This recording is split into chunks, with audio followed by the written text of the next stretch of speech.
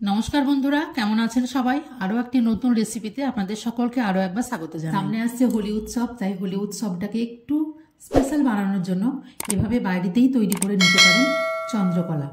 তো চলুন রেসিপিটি দেখার সম্পূর্ণ অনুরোধ রইল। খুব ঝটপট বাড়িতে ঘরোয়া কিছু উপকরণ দিয়ে কিন্তু তৈরি হয়ে যায়।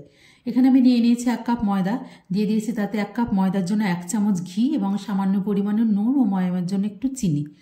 তারপর যখন এটা মুঠ বুঝিয়ে এরকম দলা পেকে যাবে তখন সামান্য পরিমাণ জল দিয়ে একটা টাইট ডো তৈরি করে নিতে হবে। একদমই ডোটা কিন্তু নরম করা যাবে না।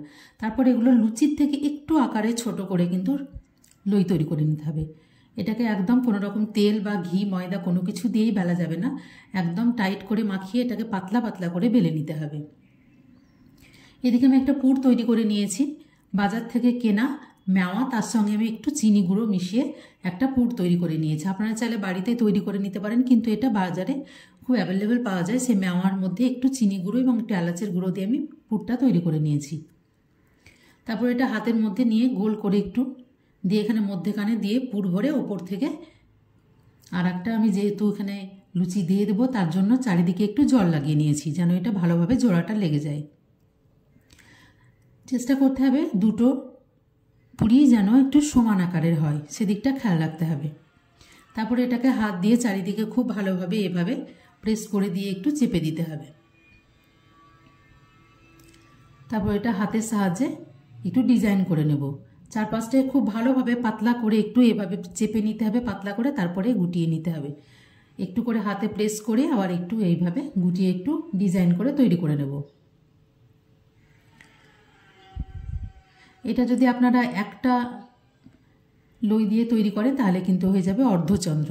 ওটাও কিন্তু দেখতে খুব সুন্দর লাগে, তবে এভাবে গোল গোল করলে আরও সুন্দর কিন্তু এবং খেতেও খুব সুন্দর লাগে। এভাবে আমি সবগুলো কিন্তু বানিয়ে নিয়েছি।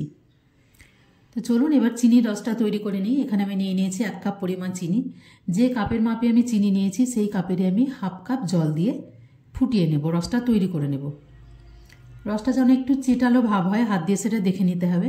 আর এটা যেহেতু আমি যে দেখতে যেন একদম দোকানের মতো লাগে তার জন্য একটু আমি ফুড কালার এখানে মিশিয়ে নিয়েছি। এটা কিন্তু অপশনাল, না চাইলে না দিতেও পারেন।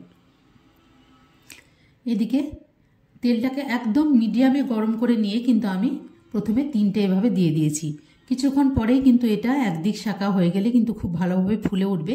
তারপর এটাকে এপিট ওপিট করে বারবার একটু লালচে করে ভেজে নিতে হবে। তবে আঁচটাকে একদম লো টু মিডিয়ামে রেখে করতে হবে, একদমই কিন্তু বাড়ানো যাবে না। এভাবে দেখতে দেখতে যখন সুন্দরভাবে ভাজা হয়ে আসবে তখন এগুলোকে তেল ঝরিয়ে ভালোভাবে তুলে নেব। তারপর এখানে যে চিনির রসটা তৈরি করে রেখেছিলাম সেই রসের মধ্যে দিয়ে দেব। দেখুন দেখে কতটা সুন্দর লাগছে। এভাবে কিন্তু ওপরটা লাল হবে এবং যেন মচমচে হয়, তবে সঙ্গে সঙ্গে কিন্তু এগুলো গরম রসের মধ্যে দিয়ে দিতে হবে। গরম রসে দিয়ে কিন্তু একদমই বেশিক্ষণ রাখা যাবে না, মাত্র কয়েক সেকেন্ডের মধ্যে এপিট এপিট একটু উল্টে নিলেই কিন্তু তুলে নিতে হবে। বেশিক্ষণ রেখে দিলে কিন্তু এগুলো একদমই নরম হয়ে যাবে। এগুলো কিন্তু মাত্র কয়েক সেকেন্ড রেখে তুলে নিতে হবে। আপনারা ফ্রিজে বা বাড়িতে কিন্তু বাইরেও কোটোর মধ্যে রেখে কিন্তু 7 দিন পর্যন্ত ওগুলো খাওয়া যায়। খুব মুচমুচে খেতে হয়, খেতে বাড়িতে অবশ্যই একবার ট্রাই করে দেখবেন। আপনারা চাইলে এই কালারটা অপশনাল কিন্তু দিতেও পারেন, না দিতেও পারেন, কিন্তু যেহেতু আমরা কালার দিয়ে দোকানে বা বাজারে আমাদের দেখে অভ্যস্ত তাই একটু কালার দিয়ে দেবো। আরও যে 3টে ছিল সেই 3টেও কিন্তু এভাবে ভেজে নেব।